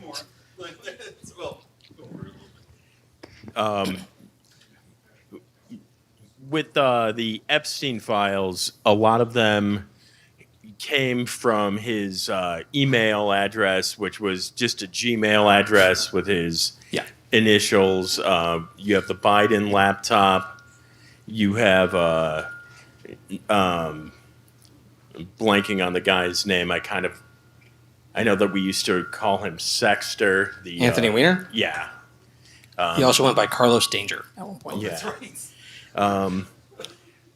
As a cybersecurity expert, does it seem weird to you that they put all this stuff in with like zero care that they could get caught? Yes. Democrats are really bad at holding onto their data. That's very clear. And it seems, I think that's part of why they blame it all on hackers. So like in the case of Hillary Clinton, there's the whole famous thing. She had the email servers. Anthony Weiner, I forget exactly what it was. He left his laptop somewhere. Hunter Biden left his laptop. Now that one makes sense. Hunter Biden is on cocaine all the time, and he's an idiot. And he left his laptop at a computer repair shop. Cash Patel got hacked too.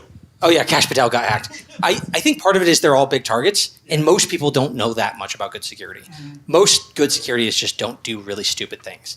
Don't click on dumb phishing links. And that again, that's the official explanation how John Podesta got hacked. Now that's why they framed it into this whole Russian thing. So all of this basically gets lumped up into Russia. Like Weiner, I don't think ever specifically was, but it's all kind of tied into that. And most of that's nonsense. There's like a few things maybe. But yeah, they're really bad with computer security. Republicans aren't great either. I mean, Tucker Carlson claimed that they hacked Signal, and that's how they got his messages. And they probably didn't hack Signal. They probably just hacked his phone. Like the Mossad and the NSA have probably hacked Tucker's phone and everyone else's at that level for a long time. Does that answer? Yeah. I got a question about the Charlie Kirk thing. Yeah. So, I mean, this guy, he's basically surrounded by Israelis, and he didn't know. Like, I mean, to me, that what do you think about that? Like, it seems like his wife was even like totally embedded. Like, how was he not conscious of that? So he was conscious of it. He's aware of most of it. Charlie Kirk was very pro-Israel for most of his life. So he was aligned with all these people. TP USA is built by Zionist money. So all of his donors were Zionists, and he was very aware of that. But he was under the false impression that you could question Zionism. He talked about this a lot during COVID. He's like, you got to ask questions. It's the only way we get out of things. And he didn't buy into this at all for a long time. If you go back to pre-2023, he was very much a Zionist and very pro. So when October 7th happens, he goes on the Patrick Bet-David show, and he specifically says he finds the official story very hard to believe, and that they're going to try to ethnically cleanse Gaza. Now, I don't know if he knew how pro-Israel everyone around him was. Now, his security team was not Israeli.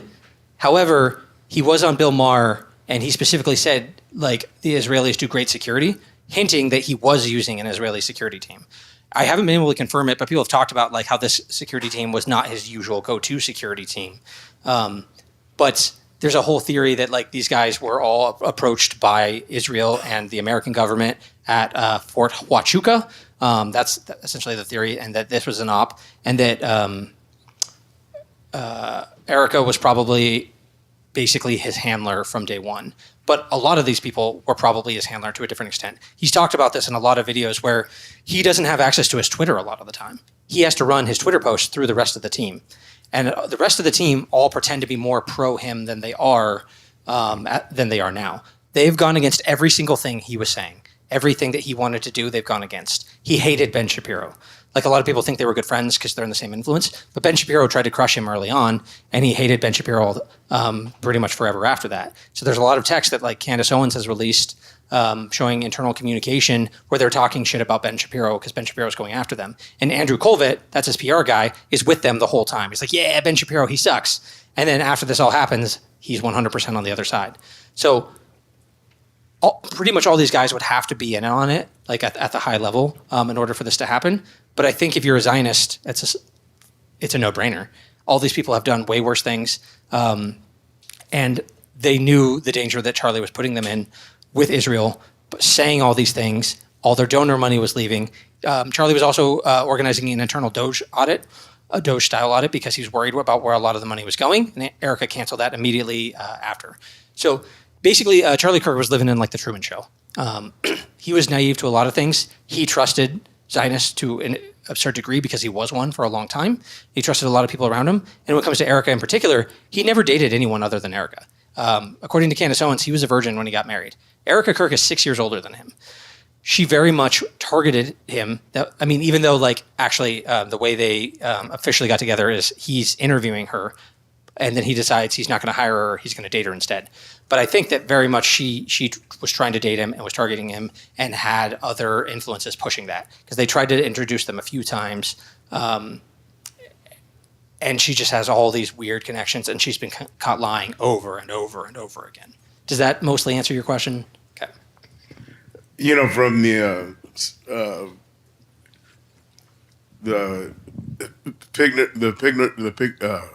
sorry. You know that the messages that the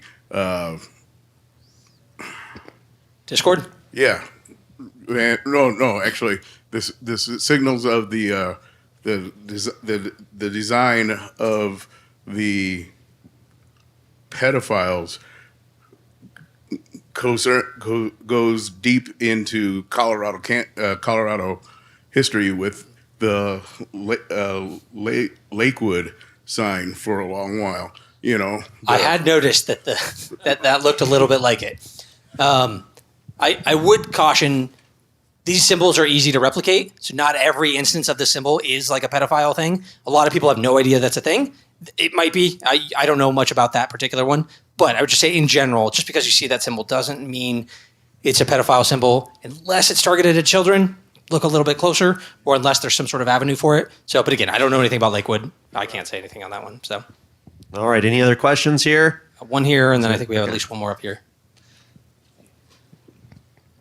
Oh, I don't need a microphone, but I just had a question about the slide that you had about the anti-Israel, anti-Semitism figures. I was curious how that data is compiled. I'm an editor, and so I get asked, well, how do we trust this data? Well, in this day and age, how do we trust anything?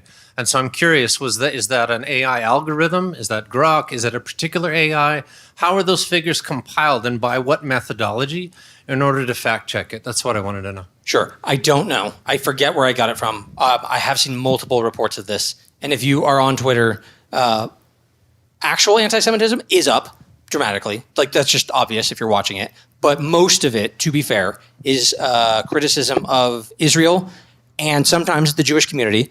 But a lot of even the Jewish community is legitimate for a lot of it. What I'm getting at is Cheryl Atkinson's astroturfing concept, Yeah. by which you alluded to that in one of your slides, where they pay people to basically have dummy accounts and dummy opinions. Sure. So I'm curious, to what degree is that a dummy opinion and a dummy account and a dummy methodology and a paid-off methodology, which is the one you highlight? So I'm trying to contrast the two and fact-check both to get the whole picture. Yeah, I don't know, to be honest. There probably is a lot of dummy accounts because they probably are trying to push this. Again, that's what Israel does.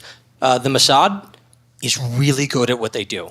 Like, they're better than any other intelligence agency, and they do all this kind of shit. And they have had a stranglehold on all media for going back to before the foundation of Israel, essentially. Like, is that pumping keywords into our zeitgeist? Probably. Okay. Probably. So, Pegasus Software? Yeah. Pegasus Software is a company called the NSO Group, which is an Israeli company. And the lines are so thin between where companies start and the government ends. But it was exposed back in 2016. The NSO Group, with their Pegasus Software, they could hack your phone without you doing anything. It was they call it no-click hacking. That goes back to 2016, and we know they did that with a lot of different people. And they have close ties to the Mossad, and they would sell these services to whatever government wanted it. Now, in theory, a lot of that has been resolved, but that's the whole battle of zero-day exploits, and that's a massive industry that like NSA and Mossad traffics in. They're always trying to get these zero-day exploits so they can hack you over and over and over again. They have a lot of money for it, and when you have zero morals, you can do whatever you want. So again, to your point, I don't know. There's a lot of it all over social media. Again, they literally control TikTok. It's basically an IDF platform now. And Twitter is like the one venue that's still relatively free speech of the big platforms. One more thing quickly. I try to influence people that are quote unquote conservative, old school. My mother, the generation of the church, we're free thinking, we're down with the counter narrative. But the echo chamber that, for instance, the liberal left is accused of being in as a counterpoint in groups such as this and others where the truth is being told. So what I'm trying to do is elucidate how we get our data and just say, look, we counted this very carefully, and that figure, anti-Semitism, we can trace it to Atkinson's astroturfing and these paid off people and that methodology. Just say, yeah, Boom, boom, boom. It's legit. Here's your reference. Here's your peer-reviewed paper. Good night. We're telling the truth. Yeah. Yeah. So what I would just say is if you're dealing with boomers, I don't think data is going to sway them, unfortunately. I would just give them as many examples as they can. And in particular, if it's people they trust. So like my mom was very pro-Israel. My sister was very pro-Israel. I sent my mom a video from Ben Swan right after October 7th happened, where Ben Swan was like, this is an inside job. It makes no fucking sense. Look at all these different steps. My mom loved Ben Swan. And she actually, after October 7th, she had an Israel flag on her profile picture. She removed it after I sent her that video. And then, I sent a lot of stuff to my sister and my mom, and we would talk about this all the time. And just over and over and over again, there's so much evidence. But again, if you're in an echo chamber, like what I was saying on Facebook, it's almost a pro-Israel feed. Like my whole feed is almost pro-Israel. Facebook is, for me anyways, way more controlled than, say, Twitter is. My Instagram feed is the opposite. Like, I'm just like, yeah. Well, Instagram is actually shows me the stuff that I've subscribed to and want to see. Facebook, I see pages all day, every day that I don't follow. Yeah. Facebook's almost like useless to me at this point, just because I fucking hate going on there. Because it's a bunch of, it's just like vegan shit. Like I don't like vegan stuff. I just see vegan stuff all day. It's that awful Star Trek show. It just bombarded me with that. And I was like, stop. Like, do not follow. Do not show me again. And it's just that kind of stuff. So it's basically every mainstream awful thing. Sorry, Artem, and then I think Bruce had one. What do you know about sorts of that girls and maybe boys which were raped or at least used in sex in Epstein files and maybe Didi files? Because what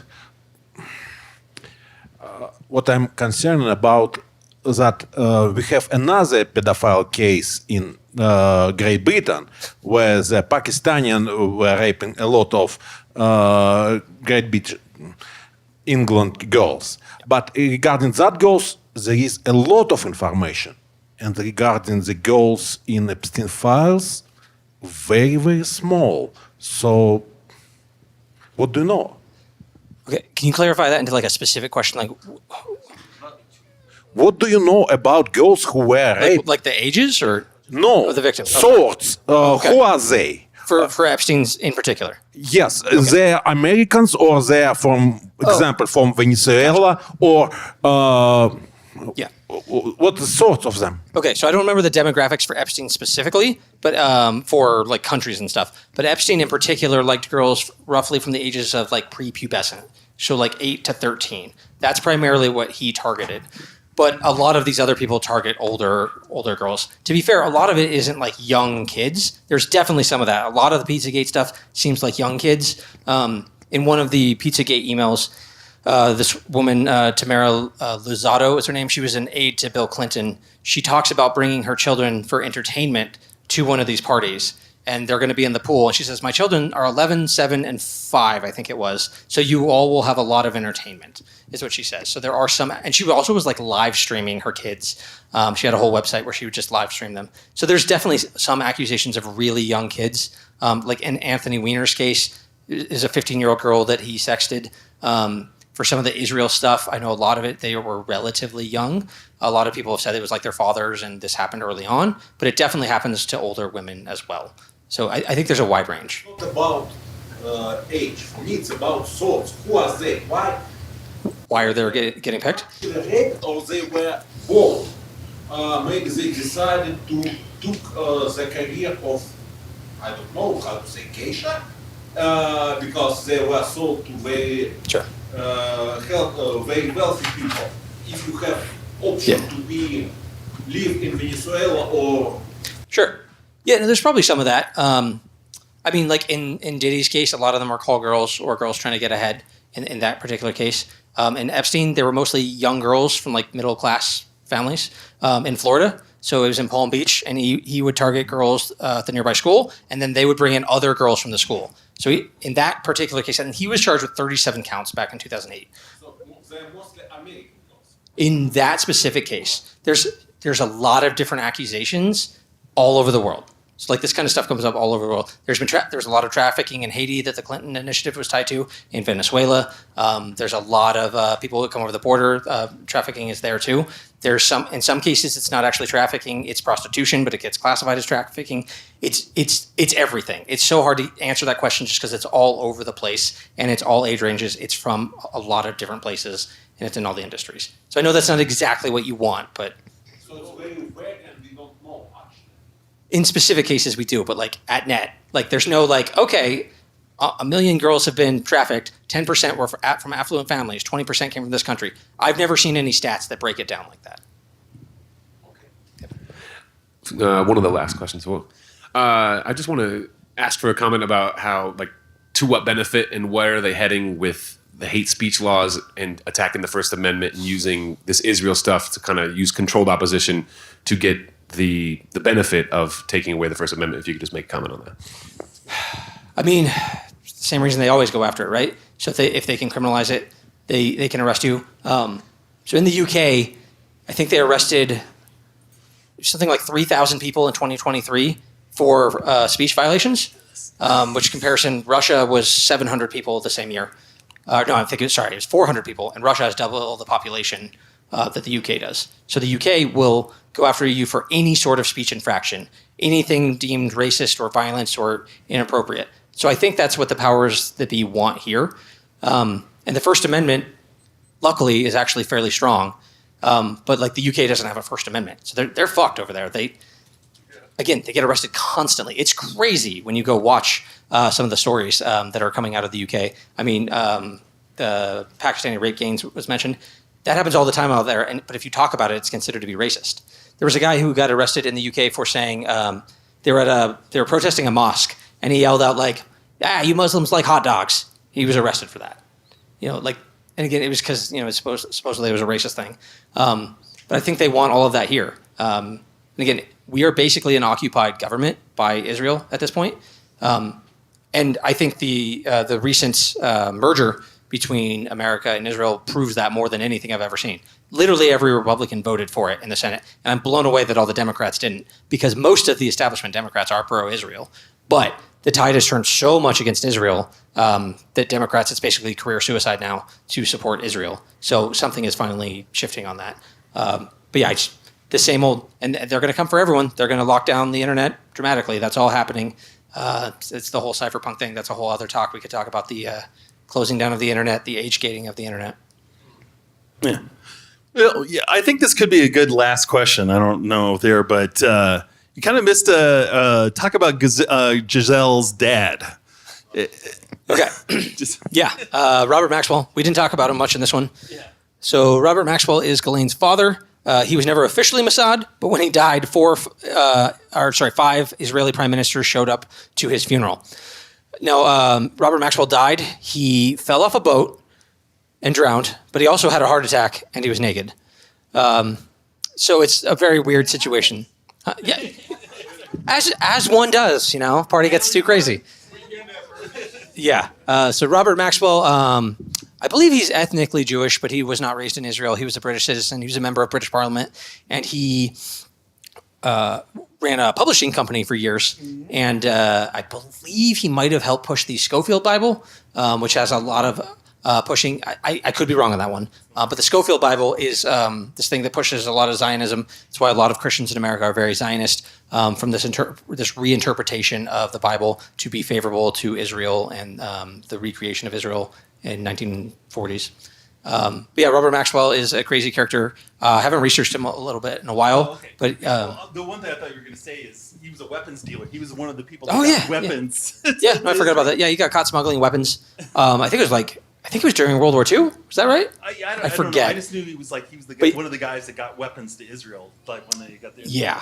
No, he was a weepons smuggler. I forget all the details for that. But Robert Maxwell is a crazy character, definitely a Mossad agent. But and then he connects, so Epstein meets him and then meets Ghislaine, and it keeps going from there. And then there's a whole network probably going before them, Craig Spence and all that. And Roy Cohn is another big one. Roy Cohn, who influenced Trump. He was Trump's mentor. He might have been running a blackmail operation. Craig Spence was definitely running a blackmail operation of some kind. He killed himself. Okay, last question. Didn't Robert Maxwell more or less invent our concept of peer review in the 70s? I've heard that, yes. I forget the details, though, so I can't really comment on that. But I have heard that the peer review process now is not what it used to be. And I don't know if you guys know this. This is a totally different tangent. But was it John Ioannidis? He posted like a whole study a while back that 50% of all published science is probably false and cannot be recreated. So a lot of our scientific fields are absolute dog shit. And it's been corrupted by a wide range of things. Eric Weinstein talks about that, how he both made peer review much more important and like it basically gatekept a lot of science starting in the early 70s. Yeah, I did see that video from Weinstein, but yeah, it's been a while. I can't remember the details, but that sounds right. All right, everybody, give it up for Josh. That's our talk this week. Thanks, everyone.